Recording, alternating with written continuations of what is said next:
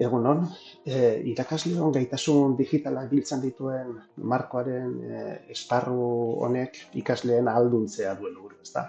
Eta zentzu honetan, bideo honekin nolabait ere ahalduntze hori ikaskuntza pertsonalizatuz bideratuko litzateke. Orduan, nola planteatu dut ikaskuntza pertsonalizazio hori? Bueno, aurreko edukian infografia bat sortu zen, hauxe, orduan infografia honetan, edozein dela ere lanbide arloa, arrisku elektrikoaren garrantziaz jabea izatea zen helburua, ezta? Orduan, hemen nolabaiteko ezagutza minimo bat edo aipamen bat egin daiteke gaiari buruz, infografia honen bitartez, eta oinarrizko ezagutza hauek edo kontzeptu hauek landu ondoren, galdetegi bat pasatu liteke modelen bitartez, ikasleen aurre ezagutzak pixka bat zenbatekoak diren ikusteko.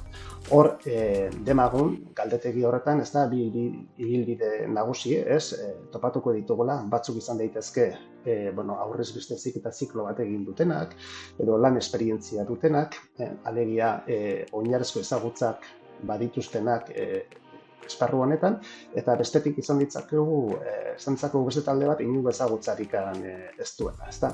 Ordan, horietako bakoitzarentzat eduki aproposa egokia, ustez egokia sortu dut. Bata izango litzateke ezagutzarik ez dutenentzako, bideo bat sortzea, ezta? Bideo bat ematen du beste formato batean erakargarriagoa izatearen ideia hori edo susmo hori, eta bestetikan edukiak sakontzeko aukera, ezta? Bideo grabatzeko sintesia erabili dut. Sintesia hain zuzen ere ikastaro honetan gomendatzen den programetako bat da bideoak sortzeko. Bai, aipatu sintesiak Edge eta Chromen funtzionatzen duela, Firefoxen ez, beraz Chromen nabigatzailera etorri behar izan dut. Bestetik aipatu erabiltzailea nominalizatu bat sortu behar izan dudala, edo erabili behar izan dudala lanerako. Eta bestetik ere, aipatu programa honek hainbat muga dituela. Bai, hilabetez 3 minutuko iraupen maksimoa duen bideoa egin daiteke. Bai, edota urtean 36 minutukoa. Hori da nik hasiera batean irakurri nuena, eta, berez larritasunik gabe hasi nintzen lanean honekin. Bai, orduan, komentatuko dizuet pixka bat zein den emaitza, nola egin dudan azaldu aurretik. Emaitza behin-behinekoa litzateke hau. Zergatik diot behin-behinekoa, froga bat zelako. 36 minutu nituelakoan, aritu nintzen, behin eduki batzuk sartutakoan proba egiten. Los principales factores que ikusten duzuenez, orain pixka geratu da trabatuta azkar eman dio dalako. Su exposición a la corriente y su valor se fija entre 10 y 15 miliamperios para una corriente eléctrica alterna. Pixka bat emaitza zein den. Bai, orduan, esan bezala, froga hori egiten 2,36ko iraupena agortu nuen, eta beraz, bigarren bideo bat euskaratua, findua, baldintza betetzen dituena, lizentziatua eta grabatzera joan nintzenean, jakina beste tarterik ez nuen, beste 3 minuturik ez zegoen hilabete honetan, orduan datorren hilabete arte itxaron beharko nuke, nolabait ere bideo hau berriro sortzeko. Bai, ikusi duzu emaitza nahiko onargarria dela, eta, orain nikoa komentatzea pixka bat nola sortu dudan bideo hau. Bai, aipatu, adimen artifizialako erabilera ezin dugula egin, nun eta ez dugun ordeintzat, bai. Orduan, adimen artifizialaren laguntza eskatu ezkeo, ikusten duzue ordainteko bertsiora jo behar dugula. Beraz, bideo bat sortzen hasi eta arazo hori izango dugunez, txuriz hastea da aukera bakarra doako bertsioetan. Bai? Orduan, txuriz hasten baldin bagara, ikusuko duzu hemen goian menu bat badaukazuela, eta menu horretan dituzue baliabideak, ezta? Orduan, nik avatarra aukeratu dezaket, zein nahi dudan izatea, bai? Bata edo bestea. Orduan, uste zuen ikin hauetako bat aukeratu dut, baina froga egiteko beste bat hartuko dut, hauxe bera, bai, hautatu dezaket tokia, espazioa. Orduan, aukeratu dezaket non nagoen kokalekoa, hezkuntzan, hauxe aukeratu dezaket, atzekaldea, bai, edo baita ere aukeratu dezaket bideo bat. Nahiago banu atzean bideo bat egotea, badaude plantilla batzuk, hau esaterako, bai, eta atzealdea ordezkatu nezake, bai? Mugimentua duen irudi baten bitartez, bai? Ikusten duzu ez irudia estali dugu, baina hori ez da arazoa izango, atzera bialiko genuke eta listo. Bai? Hemen daukat, testu ingurua pixka bat, bego bat, eta abatarra. Zer gehiago, testu bat txertatu dezaket bideoan, bai? Orduan, testu horretan jarri nezake, hau laborategia da. Laborategia da, bai?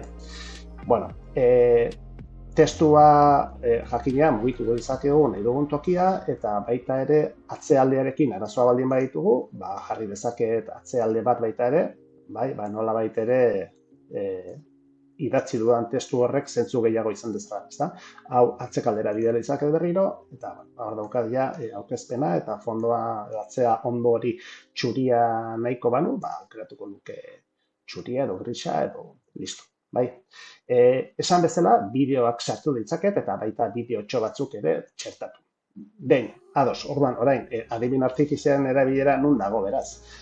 Adibin artifizialen erabilera egon daiteke abatarraren erabilpenean. Ez da, orduan, tekstua sartu behar dugu, abatarrak esango duena, eta 3 minututan aipatu behar duena. Ez da, 3 minuturako egokitu behar da. Hor egin dut adibin artifizialen erabilera. Alegia, aurrez landu nahi den edukiaren testua izanik, hau esaterako, GPT-ari galdetu diezaiokegu, 3 minutu baino gutxiagoko bideo bat nahi dut, hurrengo testua egokitu ezazu, gidoia errespetatuz, denbora horretan transferidadin. Orduan, nik testua eman diot, landu nahi dudan kontzeptua biltzen dituen testua, eta berak bota dit hauxe, testu hauxe, indikan honea dihana. Orduan, nik hau hartuko banu, hau sartu diezaioke, esan bezala, sintesiari azpialdean. Orduan, hemen segurazki edizio arazo batzuk egongo dira, espazioak halakoak, eta kontutan hartu beharrekoak izango dira, euskaraz nahiko ondo egiten du, ikusten dezuenez, berak testua ja identifikatu du euskararekin, euskarazkoa dela esaten du, eta hori ziurrenik, frogatxo txiki bat egingo dugu, hitz laburdurak azaltzen direnean, miliampere esaterako, eta nik esango banioen, hemendikan aurrera irakurtzeko. Korronte alternorako 50 eztan, 10 eta 15. Ikusi duzuenez, ertzio ez du identifikatu dagokion esanahiarekin, beraz, nik ertzio aukeratu ezkeo hemen baditut baliabide batzuk, adibidez, pronuntziazioa edo egokitzeko. Ez da, hor klikatuko banuke, hor esan niezaioke hori ertz dela, Eta, fijatzen bazarete orain, nik orain irakurtzeko esango banio. Korronte alternorako 50 ertztan, 10 eta 15 artean egon daiteke. Ikusi duzue berriro ere artean aipatu duela, artean hori ere berriro ere pronuntziazioa edo egokitu nezake eta ordez noski esango diot horiek miliampereak direla. Miliampere. Orduan, orain frogegin ezkeo ikusiko dugu hori zuzenduta dagoela. Giza gorputzetik igarotzen den korrontearen intentsitatea. Intentsitate atalase absolutua da pertsona batek arriskurik gabe jasan dezakeen korronte elektrikoaren intentsitate maximoa, denbora edozein dela ere. Korronte alternorako 50 ertztan, 10 eta 15 miliampere artean egon daiteke. Ikusi duzue arazoa konpondu dugu. Badugu beste aukera bat, beste tresna bat oso interesgarria dena, eta da nolabait ere pausak sartzea. Esaldietan bestela korapilatu liteke eta esanahia nahas pilatu ere bai. Orduan, batzutan komeni zaigu gaiak edo azpitituluak baldin badaude, jartzea atzerapen bat, segundu batekoa, edo 0,5 segundukoa. Izan daiteke baita ere, 0,5koa. Horrek ere lagunduko du irakurmena eta gero ondoriozko ulermena ere errazten. noski, hirugarren baliabide batzuk ere txerta litezkeela, ez da? Noski, irudiak sortutako, adimen artifizialarekin sortutakoak edo bestelakoak kargatu genitzazke sintesiara, ablomeria, bai? Aurkezpenean txertatzeko, jakina. Orduan, frogatxoren bat egin dut, bai, olako irudin bat sartuz eta bar, ikusten duzue adimen artifizialarekin sortutakoak direla, eta hauetan ere, ikusten duzue, non azalduen irudia txertatu dut, eta irudi hori txertatu genezake gu nahi dugun denboran, gu nahi dugun unean, bai, orduan, aurkezpenean oraintxe bertan hasieran dagoela ikusten duzue, nik irudi horri aukeratu eta esan diezaioket, hemen azpikaldean, animazioan esan diezaioket, haizu, azaldu zaitez noiz, azaldu zaitez, nagun, korronte alternoaz ari denez, bilatuko dugu, korronte alternoari dagokion puntua, hortxe, hau litzateke, lehen aipatu dugu denbora kontua, ez diot, hemen sartuko diot 0,5ko denbora hori, pausa hori egin dezan, eta aldi berean, esan bezala, esango diot irudi honi puntu horretan sartzeko. Bai? Orduan horretarako, enter jartzen duen honetan bilatuko dut, bai? Trigger berria jarriko diot, alegia abia puntu berria, bai? Eta nun hasten den, edo nun azaldu behar den esango diot. Bai, irudiari. Fade bat egingo dio, eta bestetik esango diot, noiz desagertu behar du irudia. Ba, irudi horrek desagertu behar du, azalpen hori bukatzen denean, ezta? Orduan, berriro ere, zehaztuko dut, irudi horren iraupen denbora zein izango den. Bai, denbora lerroan aurrera eginala, iritsiko daune bat, nun azalduko den marrazkia hortxe, bai? Eta desagertuko den testu hori bukatzen dut. Bai. Bueno, pixkat hau litzateke, sintesia erabiliz, ikaskuntza bidea pertsonalizatzeko erabili dudan bidea, ez da? Bidea sortzeko bidea. Eta berri dutzik izue pixka bat bukatzeko, Los principales factores que intervienen en la gravedad de una descarga eléctrica en una persona son las siguientes. La intensidad de la corriente que pasa por el cuerpo. Hauxe da, bideoaren edizioa, bai. Ezagutza mailaren araberako pertsonalizazio bide honetan, bigarren interes taldearentzat, alegia aurrez ezagutzak zituzten ikasle taldearentzat, aurkezpen bat egita, prestatu da. Orduan, aurkezpen horren helburua izango da edukietan sakontzea, ezta? Horretarako erabili dudan tresna Gamma izan dira. Tresna honek baditu mugak, baina ez aurrez sintesiak azaldu ditugun bezain bestekoak. Orduan, Gammarekin hasi aurretikan ChatGPTri kontestua jarri diot eta esan diot zer nahi dudan sortu. Eta ChatGPTri eduki zehatzak lantzean nahi dudanez, aipatu diot, 10 orrialdeko aurkezpen bat egin nahi dudala eta esan diot nor nahi zen, zein den helburua eta orrialde bakoitzean zer azaltzea nahi dudan. Orduan, lehenengoan aurkezpen zerbait izango litzateke, bigarren orrialdean edukiekin hasten gara, eta horrela, 7-8-10 diapositiba horietara. Horiek ChatGPTri sartuta,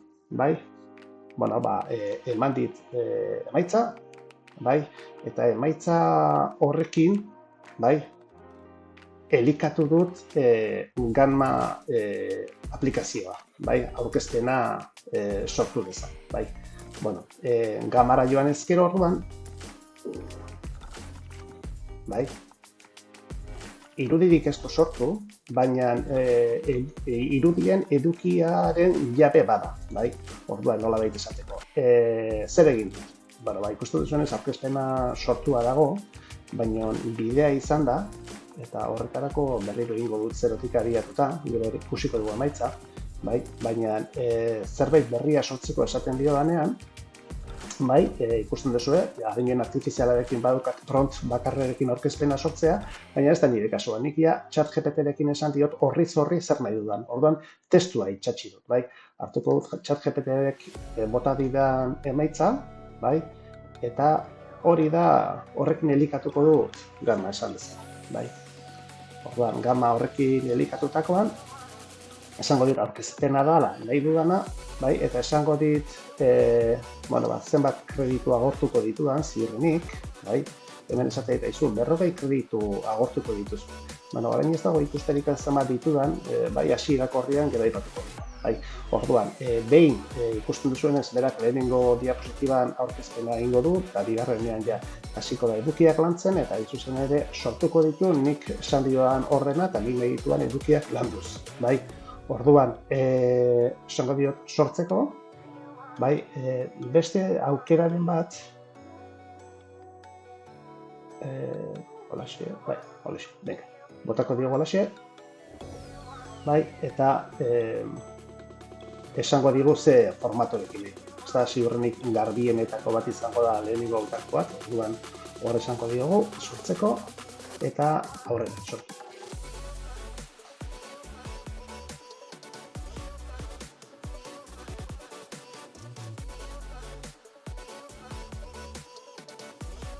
Nahiko era arinean, eta berriro itzuli gintezke berriro instrukziora zerbait zuzentzea nahi izango badin. Bai, ikusten duzuenez, emaitza ziurrenik hemen esaterako, azaltzen da grafiko bat, baina ez da guk behar dugun grafikoa, beraz hemen beti izango dugu aukera adinen artifizialaren bitartez berriro ere sortzeko, bai, edota edukia igotzeko, bai, orduan nik hemen irudia kargatu nezake nire ordenagailutik, arrastra hori merdet, bai, toki agarri, eta esango diot kargatzeko, bai, orduan hemen bilatuko nuke nik zen irudi nahi dudan, eta direz esan dizaioket, hauxe, bai, orduan, behin irudia eduki ezkero, bai, hasi ninteke lanean. Ez kezkatu beste toki batean jartzen bat, hau beti izango duzu aukera zuen nahi duzuen tokian jartzeko, bai. Hortxe dago, eta baita ajustatzeko tamainak, eta biltzeko nibaldin baduzue, noski, eta bai, orduan nahiko edizio azkarrekoa eta momentu txiki batean, momentu gutxian, baitza nahiko txukunak ematen dituela. Bai, hau frogatxo bat izan da, ikusi dezazuen zein izan daitekeen emaitza, nik behin pixka bat editatuta lortu dudan emaitza, bai, eta hauxe litzateke. Bai, orduan aurkezten baldin badut, bai, ikusten baduzue, pixka bat, bai, orduan, hasi da, bai, ikusten duzue aurkezpenaren edukia, bai, beti eskatu dizaiokegu, eduki horiek sakontasun gehiagoz, edukiak sakontasun gehiagoz sortzea. Hauxe izango litzateke pixka bat edukia, balioko duena ere, beharrezkoak diren ezagutzak jasotzeko eta beharrezkoa den ikaskuntza emaitza lortzeko, ezta? Hauxe da gana, gero arte.